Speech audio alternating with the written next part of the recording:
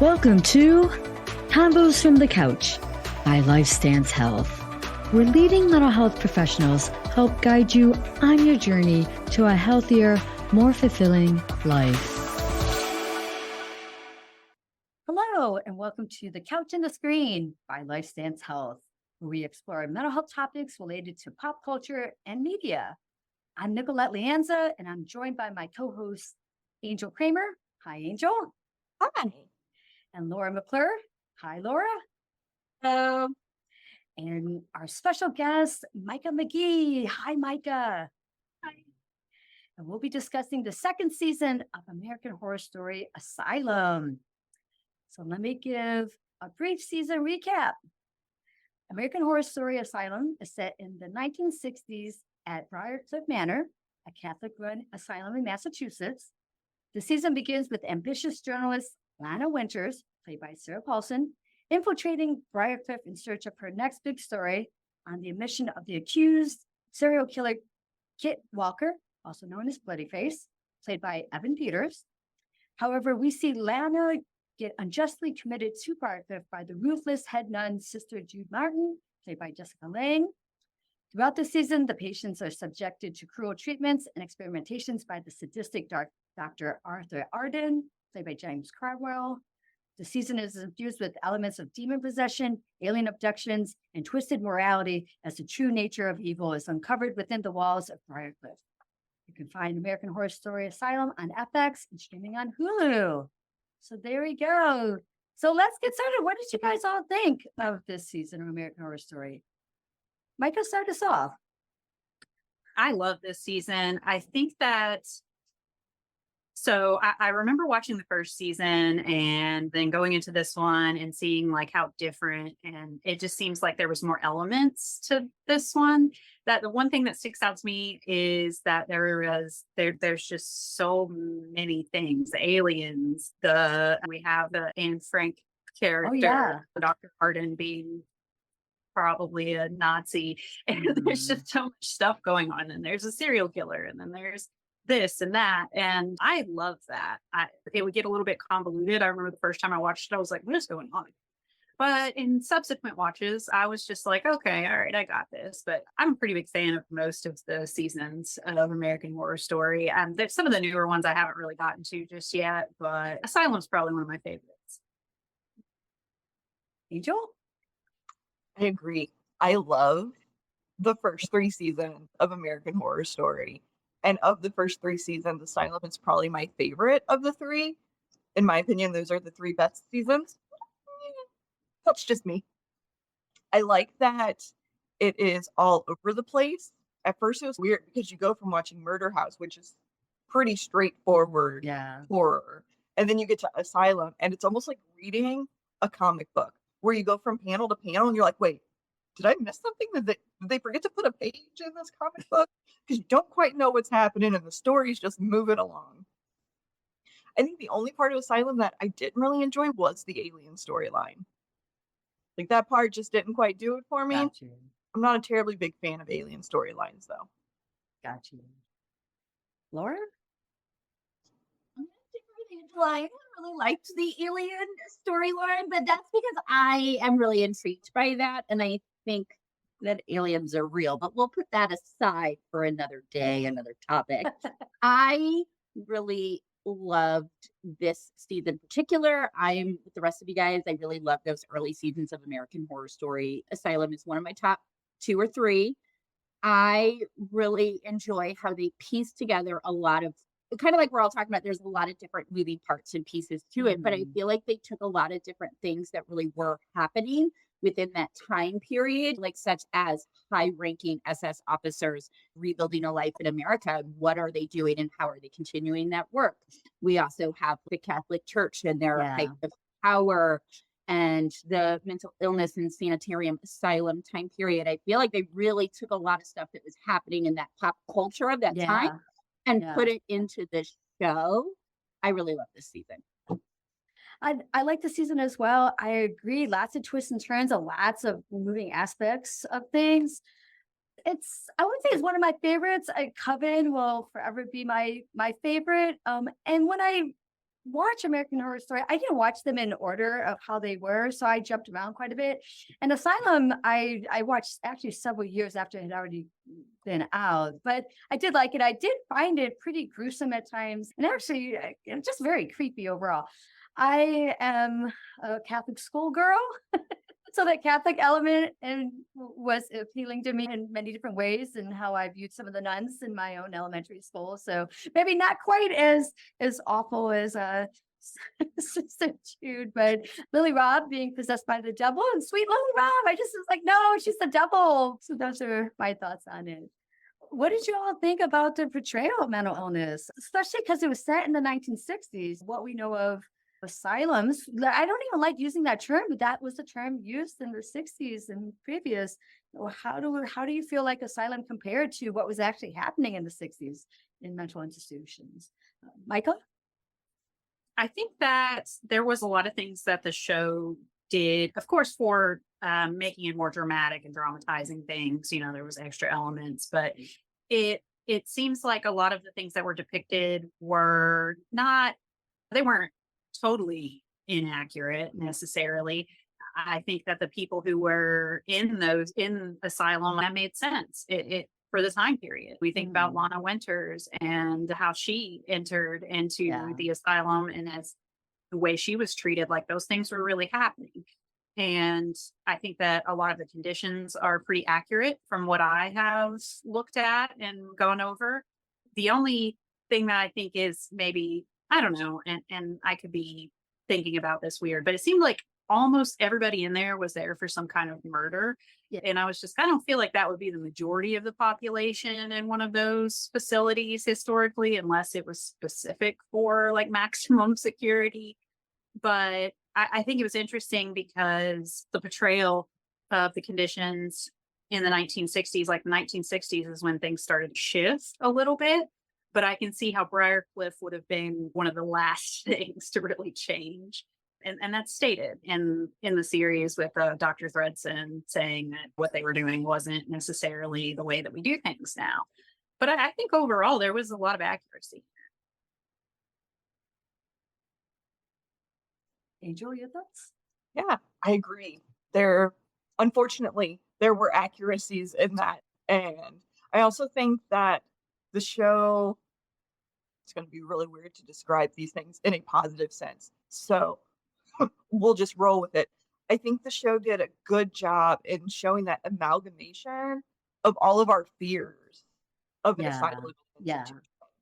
It really played on, especially the Americanized fear of being locked up, having our control taken away, and not knowing what's happening behind those closed doors.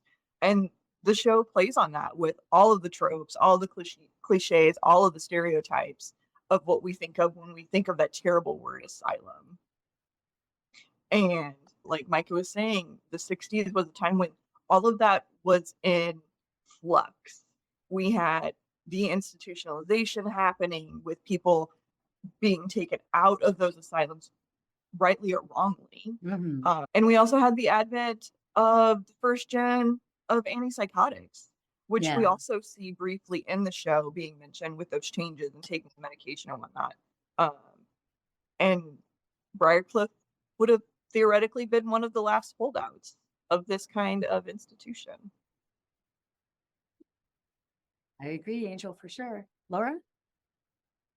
I think as far as like the mental health was portrayed, I was impressed with the way they portrayed like the re-experiencing symptoms, like with Sister Jude and the flashbacks that she was having of the car accidents, like when she was like pounding the dough, like that noise, how it triggered it. Like I think they did a really good job of how sensory experiences in the present can trigger a flashback when you have PTSD.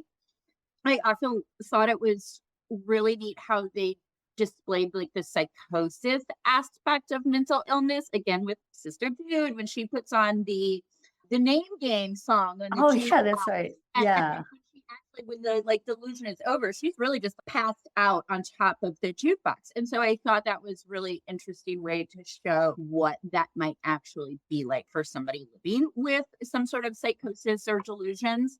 I thought it was Also really probably very timely and maybe even still a little timely, not as severely, but I'm gonna put the Anne Frank story aside, but that woman had come in and instead of like really even assessing her, Dr. Threadgood was like, "Oh, I've heard enough. She has postpartum depression." And then they're like, "Oh, a lobotomy will help." And it was Mhm. just so quick to not even think. It just goes back to the hysterics of women. But I do think that was probably portrayed pretty accurately for that time period. And I want to piggyback on that. I agree. I think yes, the 60s were trying to maybe move away from it. And as we got into the 70s and 80s and 90s, and even today, it's leaps better. But part of it, when I saw it, I was just like, yikes, some of that, it's very dramatized. So, not to the extreme that we saw. Part of when I rewatched the season, it made me remember I had come across an old newspaper article, and this is an article probably going back to the 70s or 80s that was actually lined the floor of an old house that we had purchased years ago, which makes it just creepy right there. They, for some reason, had paper all over the attic of the house. And I remember picking up reading it, and it was literally an article from a journalist depicting what one of the state-run hospitals were like. And I remember it left such an impression because even then I was already an established therapist, but knowing that it wasn't the best. And it wasn't too far off. This is a big statement to say from what Briarcliff was like. Briarcliff, like we said, a lot more traumatization, but it was not warm and fuzzy for the patients or the inhabitants then. And like Micah said, this is what was weird. It seemed to be all those who were like who murdered and had crimes and stuff like that. But my original rewatching was just like, yeah, some of that isn't, I don't think, too far off, but then it takes allegiances to make it more dramatic. But I think what's most interesting of who would get admitted, and then that's was very intriguing me. And I believe that anyone who I would see were different at the time. So we saw Lana get committed for being a lesbian. I think that was pretty common. So let's talk about that. How do you feel the show depicts the types of patients who would be admitted to institutions like Briarcliff? Micah? I think it does a pretty good job showing the types of people who would likely be admitted to those institutions, like Lana, being a member of LGBTQ plus Mhm. community. It wasn't until 23 that Yeah. being gay was even removed from the DSM. And I think it shows a lot of actual things that went on at a time when they were trying to treat the Yeah. condition. That's not cringe, Rosie, to watch Yeah, Dr. Thaker trying to do conversion therapy. I was literally cringing at that one. So yeah, that one was rough. That was really rough. But yeah. there was some people who appeared to have intellectual disability, which I know is pretty Mhm. common, psychotic disorders. One of the ones that I took an interest in that I've recently been looking into is Shelley's character, the nymphomaniac Yeah. character, because I've looked at that and its presentation in other types of media and horror, especially that focuses on asylums and all of that. And I know that the thing is that with nymphomania, it was people were admitted to institutions for that for surviving rape or sexual abuse or having a child out of wedlock. Yeah. That things like that would be enough for them to put someone in there. And so you can really clearly see how not only women, but women were really treated very poorly in those situations and were probably put in there just because they weren't compliant Right. with something. Exactly. Angel, your thoughts? Yeah, just like Micah just said, it's sadly pretty accurate. Anyone who didn't fit into the mold, wasn't compliant, was different, or they Mhm. just didn't know what to do with. They're like, let's put you in this asylum behind closed doors, and then we don't have to Right. think about you. We'll Right. just put you out of sight, out of mind. And it's unfortunate that those people deemed undesirable and or untreatable. But Mhm. let's see you later. That makes me think of Pepper, the character Pepper, who I think they described her as a pinhead because her head was a bit smaller. Perfect example, just because she looked different. And I think she even says that the murder of that had happened got pinned on her because of what she looked like and stuff. So I think you bring up a good point with that, Angel, for sure. Pepper was one of my favorites. Yeah. Pepper. love Pepper, and I loved when Pepper showed back up in what was it? Freak Circus show? or what? Freak show. Freak show. Yeah. Yes, that made me so happy.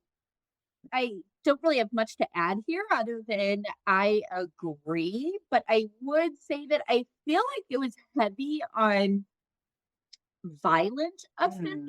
Mm-hmm. And I feel like I'm not really sure how much like the significantly like the guy who went on a killing spree and killed 18 people. I'm not sure anybody would ever have put somebody at that level of violence Mm. in Fair a point. place Fair point. with Yeah. such vulnerable people. But again, it was the 60s. So that would be my only like thing that I was like, I'm not really sure how legit that would be. Fair point. What about some of the portrayals of the treatments they use? Shock treatments, the lobotomies, even the hydrotherapy. What were you guys' thoughts on that? Micah? It's my understanding that all of those were quite accurate for things that they actually tried to do or did or thought would be a treatment. And I know with electroshock treatment, electroconvulsive therapy, as it's now called, is something that is still done very rarely, but it's done very differently, is my understanding. I haven't interacted with someone who's had it, and they were sedated for the procedure. It didn't end up helping this person, but I know that back when they were doing it initially, these people weren't necessarily full people to them. They cared a whole lot about the discomfort in those situations, including like the hydrotherapy and extreme temperatures. Now the lobotomies, I recently learned a lot about the history of those, and the individuals that developed the transorbital lobotomy were really shady and did not report all of the outcomes of their procedure. And so I think that the way that they depict these things is accurate, unfortunately, because it's all terrible and now not appropriate treatment. And even with the aversion therapy type, like we were talking about Dr. Threads and Lana, Yeah. like that was real. Like they would induce vomiting in people and try to treat that aversion and all. And it's unfortunately accurate. Yeah. Unfortunately. Angel, your thoughts? Yeah, absolutely accurate. So I would point out some of the things that were sadly very accurate. How quickly the turnaround was between Dr. Arden deciding that Anne Frank's character could benefit from a lobotomy and actually doing it. Yeah. Yeah. Sometimes they really did happen that fast. I'm going to see you this afternoon. I can squeeze you in. Let's do this. Dang. Dang. Right. The only thing that I wish the show would have shown differently is the outcome of said. There is a possibility that she could have become more compliant, but being that sunny disposition, evidence doesn't support that kind of success rate with the lobotomy. But they were absolutely done to get people to be more compliant, whether it was an unruly child or someone not being the appropriate kind of housewife or whatever the case may be. And with the hydrotherapy, once again, that was done for compliance. You're behaving in a way we don't want you to. Let's throw in some really cold water and let's see how you respond to that. And surprise, people calmed down because they were in shock. Right. Fair point. Out of the bathtub. I would have calmed down to get out of the bathtub. Okay, I'm done. Get me out.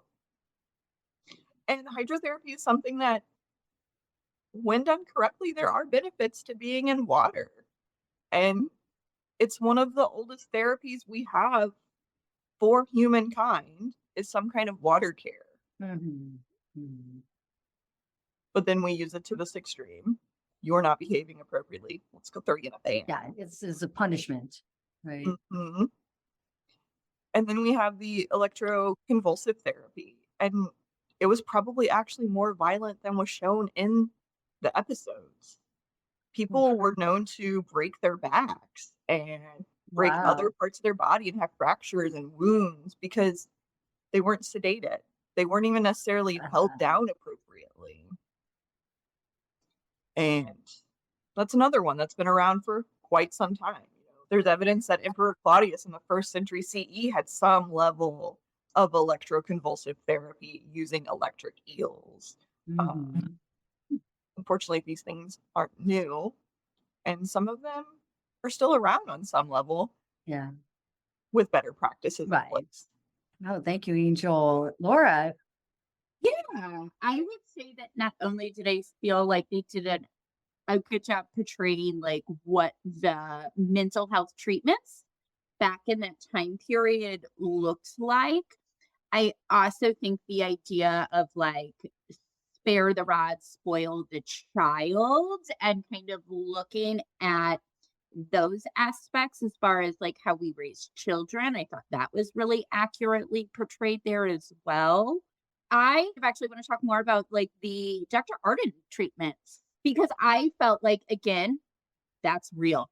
And it was funny that he was mixing the tuberculosis and the syphilis because that reminds me of like the Tuskegee experiments where we were purposely injecting African Americans and people of Right. color with syphilis in the name of scientific research. So those are things that were being done. And whether it's true that it was being done at an asylum or some sort of mental health facility, I think history has shown us in every area that power and control is really seen with our most vulnerable people. And that's where you can Mhm. hide and do that kind of stuff in plain sight. So I think even having it mixed in with the asylum was probably pretty accurate as well. I agree. To piggyback to the Dr. Arden, I actually didn't understand what he was trying to do. Like, because there's those people in the woods that they're, I actually didn't understand what he was trying to do. Trying to create a super form of humans that would survive an atomic blast during the Cold War. Oh, I missed that. Oh, you guys, Mhm. I totally missed that. So that's what he was trying to do. Okay. It was only briefly mentioned, I think it would, Okay. yeah. But I do agree that we know experiments were being done for sure. And I do agree a lot of the treatments were be done on people like that. And like nowadays, thank God, we definitely there might be some aspects of these types of therapies, but they're very much more humane and done more appropriately and professionally and things like that. I one other thing, the hydrotherapy part of them being in the bath and then cranking up the heat of it, I actually had to look that up a little bit more because I wasn't so familiar with that. And like I mentioned, it sounds like that was what they in Asylum they were using it as like a form of punishment.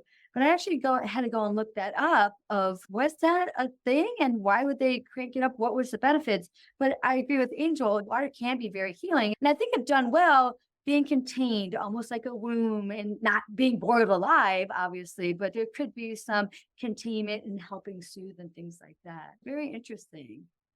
And I also like to add their depiction of mental health being related to demon possession. There's very intense scenes depicted in the show regarding possession and exorcism. And it's pretty unfortunate and sad how often that really did take place. The situation where you have some kind of moral deficiency, you've done something bad, Right. now you're behaving poorly. Obviously, there's a demon in you. Let's get that sucker out. And just the act of an exorcism and all the steps involved, so traumatic, so dangerous. Mhm. Mhm. And unfortunately, quite a few of them were pretty deadly. And people didn't always survive. Those people in that situation were abused and tormented, not necessarily from a demon, but from the act itself of being exorcised. And I think the show really was on point with their depiction of that. And sadly, that's still around. Yeah. It's very interesting to learn about and read about. I'm very interested in the intersection between spirituality and mental health and our experience being alive. There are some interesting books about it. One of them is by Scott Peck. I'll just do a little plug in here if anyone wants to learn anything more about it. The book is called Glimpses of the Devil, and it actually discusses I don't remember if he was a psychologist or psychiatrist, a mental health professional's experience with potential demon possession and how they handled it. And from reading that, show was pretty on point depicting that demon possession and what we thought of it. And I just wanted to add, just looking back at what was previously mentioned about Dr. Arden and being an SS doctor and SS soldiers and things like that. I think that it was interesting how they integrated him into it, because those things really did happen. They did retreat over here to the Right. US side Right. and new lives. And with his character, it makes sense. Of course, I have no idea if this specifically ever happened, but it makes sense that he would then step into the role that he did and experiment on people, because that literally happened with SS Right. doctors in the Holocaust. And they used the most vulnerable people that they could to test these things on, just like they do in American Horror Story Asylum. Is he was just using the vulnerable people who didn't have family, Yeah. who don't miss, and just people who were considered like quote unquote undesirable or could not contribute in some way. So I just found that interesting how they made those connections with reality. Yeah. Like things. I think just the scary point to this conversation today about the accuracy of Asylum in the 60s, and what we're all collectively saying is that, yeah, there's some embellishments and some dramatism to it, but yeah, a lot of it was accurate, which is terrifying to think. Ooh, makes me cringe right there to think of a lot of the accurate portrayals of how we treated those who were seen as different.